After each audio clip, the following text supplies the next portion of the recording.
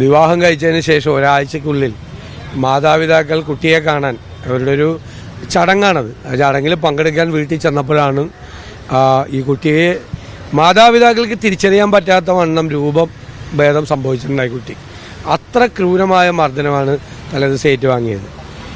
എന്നെ ഞെട്ടിച്ച കാര്യം പോലീസ് വളരെ നിസ്സംഗരായിട്ടാണ് പെരുമാറിയത്. ഈ CI അദ്ദേഹത്തെ കളിയാക്കിയായിരുന്നെന്നാണ് എന്നോട് പറഞ്ഞത്, പരിഹസിക്കായിരുന്നെന്നാണ് എന്നോട് പറഞ്ഞത്.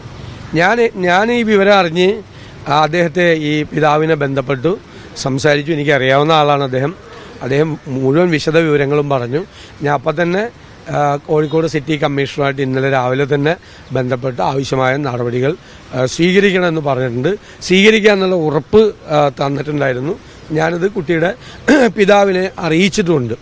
ഇന്നും പ്രധാനപ്പെട്ട ഉദ്യോഗസ്ഥരെ ബന്ധപ്പെട്ട് ഇന്നും നടപടി സ്വീകരിക്കണം. ഇതൊരു ഞെട്ടിക്കുന്ന ഒരു കാര്യമാണ്, നമുക്ക് അവിശ്വസനീയമായ ഒരു കാര്യമാണ്. വിവാഹം കഴിഞ്ഞ് ഒരാഴ്ചക്കുള്ളിൽ കൂടുതൽ സ്ത്രീധന തുക ചോദിക്കുക, കുഞ്ഞിനെ ആക്രമിക്കുക, സംശയം ഉണ്ടാകുക, ഇതൊക്കെ ഒരു അനുവദിക്കാൻ പറ്റാത്തൊരു കാര്യമാണ്. അപ്പം ഞങ്ങൾ നേരത്തെ തന്നെ ഞാൻ മകൾക്കൊപ്പം എന്ന രീതിയിൽ ഉള്ളൊരു ക്യാമ്പയിൻ, നമ്മുടെ വിസ്മയുടെയൊക്കെ സംഭവം ഉണ്ടായപ്പോൾ തന്നെ ക്യാമ്പയിൻ നടത്തുന്നതാണ്. ഇപ്പോഴും ഞങ്ങളുടെ കോൾ സെൻറ്ററിലേക്ക് തിരുവനന്തപുരത്ത് കന്റോൺമെൻറ്റ് ഹൗസിലേക്ക് കോളുകൾ വരാറുണ്ട്. ആ കോളുകൾ ഞങ്ങൾ അഭിഭാഷകരായിട്ട് ബന്ധപ്പെടുത്താറുണ്ട്. നല്ല അഭിഭാഷകരെ ഇവർക്ക് കൊടുക്കാറുണ്ട്. നിയമോപദേശം കൊടുക്കാനുള്ള സംവിധാനങ്ങൾ ചെയ്യാനുണ്ട്.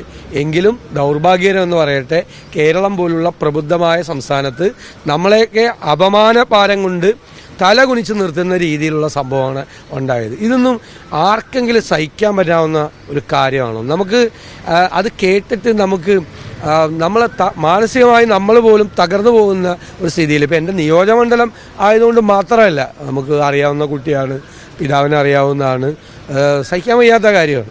ഒരു കാരണവശാൽ പോലീസിന് എന്താ പറ്റിയത്? പോലീസ് ആരുടെ കൂടെയാണ്? ഇരകളുടെ കൂടെയാണോ വേട്ടക്കാരുടെ കൂടെയാണോ എന്ന് സംശയിക്കുക.